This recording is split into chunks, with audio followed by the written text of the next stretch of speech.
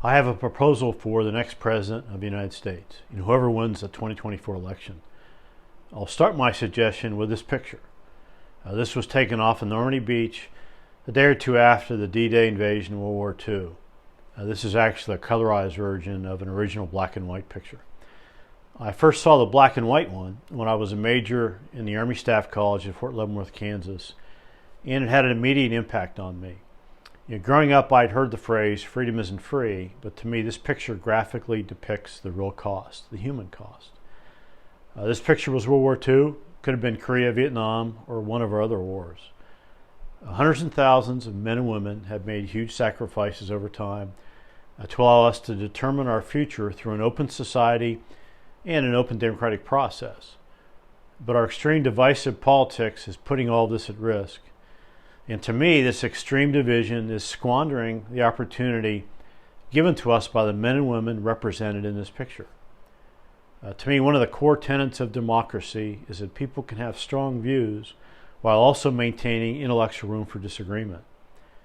And most significantly, they can build coalitions, sometimes temporary ones, but coalitions that can move forward in specific areas, recognizing that they may disagree in other areas. Democracy is hard, and ours has been contentious since our nation's founding. But we've entered an environment where political views are not just strong opinions, but they're absolutes, and the opposition is now the enemy. And winning the next election cycle at any cost is more important than functionally solving problems. Through all of this, we have lost a practical sense of life, and I think we've self-generated a direct threat to the very concept of democratic governance. On the positive side, to put this into context, as bad as things seem right now, we face worse in the past. Take 1862 or 1939. In both cases, the situation was truly desperate. But in both situations, we succeeded because presidents were able to work with individuals with divergent views and build a coalition to collaborate in narrow areas. In 1862, the Union was hanging on by a thread. A string of lost battles and disenchantment in the North were driving events toward a Union defeat. But Lincoln, having intentionally filled his cabinet with all his opponents, the guys that during the 1860 election called him stupid, called him an ape, Lincoln was able to leverage this divergent group to sustain a critical coalition to buy time for full mobilization in the North, buy time for a few Northern victories, and time to find the right military leadership. It's hard to imagine any contemporary president filling his or her cabinet with their political opponents. But Lincoln had no ego, and he possessed the ability to look through the chaos and sense a strategic way ahead. In 1939, things looked bleak in Europe and Asia as the Nazis and the militarists in Japan looked invincible, and the U.S. essentially had no credible military. And American politics in 1939 was as divided as it is now, with supporters of the New Deal and parts of the business community in a constant battle. But Franklin Roosevelt, recognizing what was at stake, much like Lincoln, consciously brought in opponents to generate a collaborative war effort. He appointed a Republican Secretary of Defense. He selected another Republican, Vannevar Bush, to run the Office of Scientific Research and Development, the entity that led to huge technological advances during the war. He also brought in the President of General Motors, William Knudsen, to help with industrial mobilization. Knudsen was a vocal opponent of the New Deal and a vocal critic of Roosevelt, but he was a genius at mass production, and he willingly served to help structure our mobilization effort. And perhaps most remarkably, FDR and his 1940 Republican opponent for president, Wendell Willkie, publicly worked together to advance the entire effort. It's hard to imagine this happening today. In both cases, Lincoln and Franklin Roosevelt identified areas that required collaboration. For those narrow areas, they built coalitions designed to achieve a positive outcome. And they were willing to take the personal political risk required to succeed. I believe we're at a crisis stage right now, and with this historical context, here are my suggestions for the next president.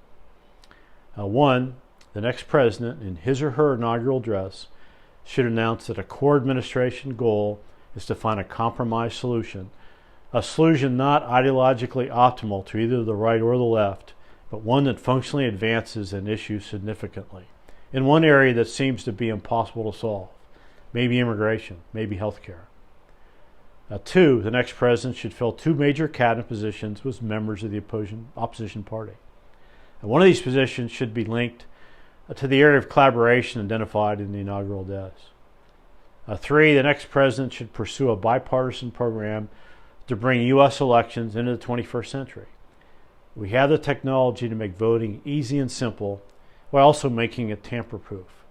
We can eliminate concerns about voter suppression and concerns about voter fraud and ensure the integrity of elections in one action and restore basic trust in the process, which to me is central to national stability.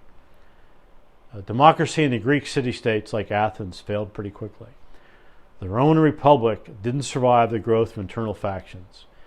The U.S. represents the next great experiment in democratic governance, and we need to take specific actions to ensure it survives. And now I realize that any president who makes these announcements will be seen by some as working with the enemy.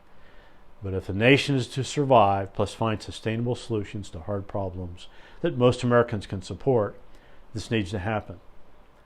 Lincoln and FDR had the political courage to do this, to build unlikely coalitions, and countless others at different levels, many who vehemently disagreed with them in other areas, they had the courage to step forward and do the work. Right now, at another time of crisis, who will live up to their example? What national leaders have the courage to build specific coalitions? Who are the people at the execution level that will publicly work with the opposition, recognizing that they will be personally vilified on social media, TV shows, blogs? And this takes me back to this picture. We owe it to the countless men and women who have made huge sacrifices to consciously protect the core tenets of democratic governance and move the nation forward in several areas. If we don't, we're squandering what they gave us.